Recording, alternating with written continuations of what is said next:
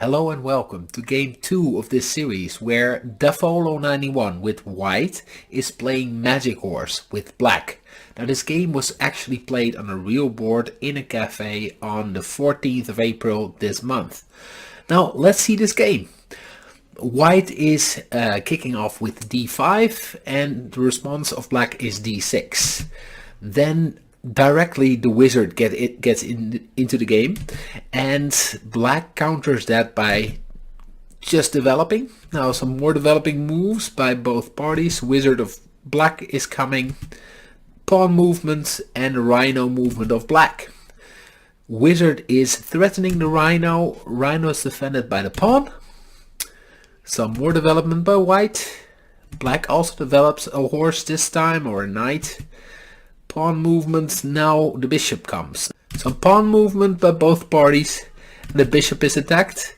Moved back to G or J9 I should say. Now white is attacking fiercely. More pawn movement. Queen defense. Now the knight is actually attacking the rhino. The rhino goes back. Has no choice.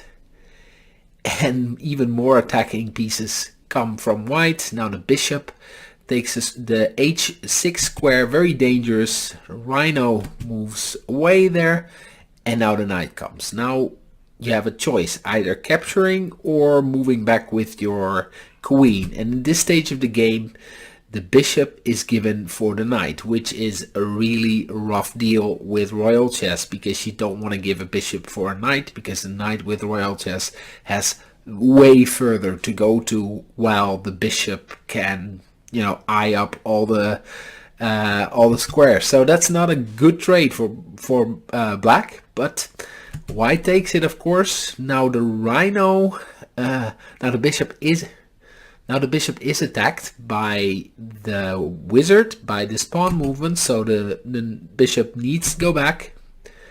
Knight development, rhino development by white. Black goes forward, knight movement, and now an interesting move. The wizard goes forward by black and is threatening the b2 pawn, which is defended by b3. Now the rhino joins the attack. Very dangerous situation here.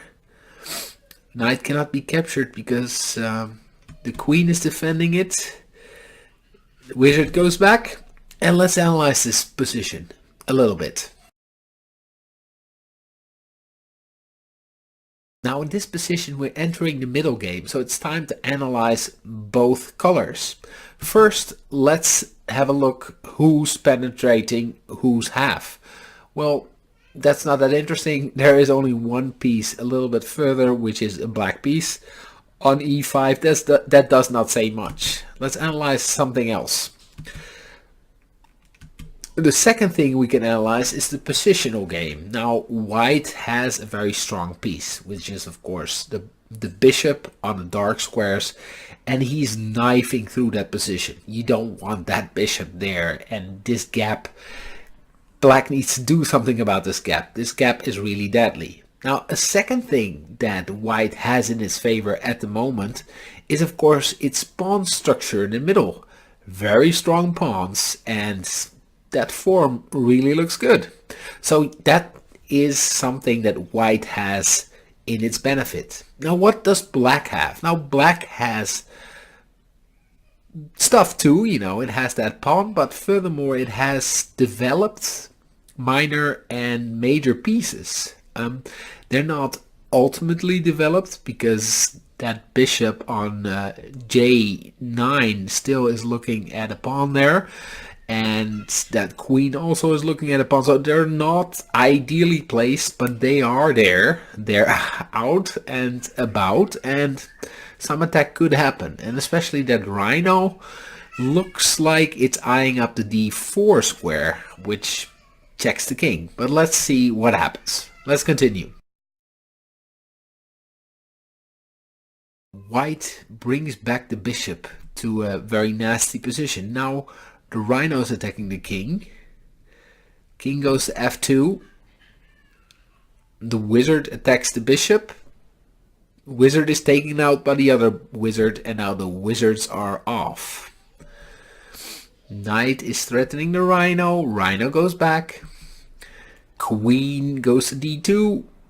Queen goes to e8, threatening the bishop once again. Bishop again retreats, but still is knifing through that position. Castles by black. White develops its bishop. Develops some more. Rhino goes to e9. Pawn movement. Rhino blocks the pawn. Was threatening the bishop, so the bishop goes to e3. Queen is eyeing up the g4 square. Now the rhino comes of white. Black is looking to double up rooks. White's developing a rook, and the queen is giving a check. Queen blocks. Queens are off the board. So also the queens are off. Now the doubling up of the rooks has begun, and now the pawn movement to g5. This is looking to fork black, so one of those pieces needs to get out of the way. And the bishop now does a vital move. It is, of course, protected by the rhino, so the rook cannot capture the d9 bishop. And you know, the bishop now has a choice. You know, it can capture that knight, because of course that rook gets out of the way, and it will give itself up. That very important bishop gives itself up for a knight and a pawn. So this is a very important moment in the game, and the bishop actually does that, just that. It takes the knight, the pawn takes, rhino takes. So this is a very important moment. Let's analyze. The whole board is equal at this moment. The only thing that stands out is that one gap, that gap of the yellow square. Now, we don't know yet whether white can capitalize on that one gap on such a large board with so many pieces. I guess we have to wait and see, but that's basically the only thing standing out. And of course the king position by black is safer, but the queens are off the board. So, you know, do you really want safety, or do you want to develop your king at this stage in the game? And I guess it's better to be white at this moment, because it has that gap and it has that king that is more active, since now the queens are off. So let's just see how this develops further. Now let's see how this exciting game continues. Now first the knight is moved to b7 with attacking ideas. The pawn is threatening the rhino. Rhino takes an attacking position, and now it can be taken out by the knight, which it is. Pawn takes back, king takes pawn, and then the bishop takes out the g8 pawn. Rook is attacking the bishop, is defended by the pawn. Pawn advances. The rook is eyeing up that rhino. Rhino moves back, and now the same thing happens, but then black takes out the white rhino, and white has to take back with a pawn, now doubling doubling his pawn, now doubling its pawns on the A file. That is not great, but you know, white still looks slightly better. Pawn development. Rook now takes over the free file, goes to b9, is threatening several pawns here. A pawn is defended, and for some reason white decides not to take out the f9 pawn, which is now defended by the king. Rook is looking to double up on the horizontal line. King is in check.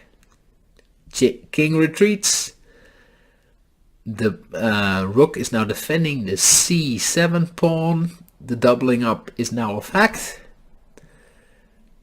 Black looks for the f3 pawn, is now defended by moving to a dark square. Black defends its a pawn. Now a double attack on the c pawn, which cannot be defended anymore, so the bishop is looking to just take on I2. pawn is taken out, the rook is taken off, another rook is taken off, and the pawn on I2 is indeed captured. The J3 pawn is defended by going to J4. Now it's I6 and en passant taking out that pawn, and that pawn is taken by the J pawn. Black is looking to even get more pawns here. That pawn cannot really be defended because you cannot defend both the A and the D pawn, and a pawn is taken out.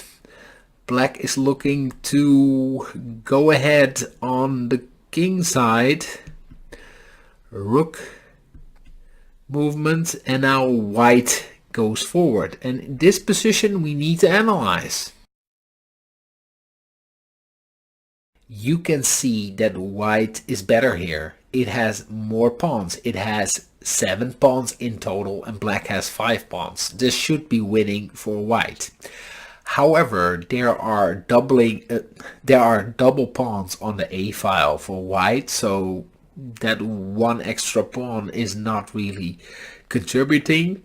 But still, you've got these 4 great pawns, of which 2 are actually passed pawns, with the rook and the bishop helping in its defense. So this should be a winning endgame. Let's just see how it goes for white. Rook attacks, pawn advances, a pawn advance of black. King helps with the march. Black is doing its own march.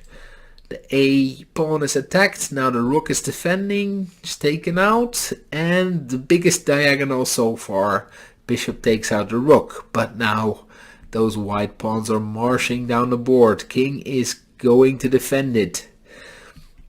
This is a race, people. This is just a race. That's basically it. Black also is marching forward, takes away the position of the bishop. Now the pawn takes out one of the pawns. Black takes on I5. Now another white pawn is marching down the board. You can see it's taken out. And now there's 3 passed pawns. This is not doable for black. And it's game over time, but black is still not resigning here. Bishop now is really out of the game, does not have any squares anymore. Pawns are blocking it. The king tries to kind of hold this position, but can it even succeed? And how will it? This is the final move of black. Another pawn advances and black resigns. Black resigns the game. Now, I think this game was really an exciting game, one of the most exciting games I've seen so far with Royal Chess. Defolo 91 really played an attacking game. In the beginning it was mostly the wizards. The queens were off, the wizards were off, and after that it was all about that one gap that was created by that bishop. Yeah, really exciting game. I really liked it. I hope you liked it as well. If you like Royal Chess, just subscribe to this only channel with Royal Chess this world has to offer. I want to thank you very much for watching. Thank you. See you later. Bye bye.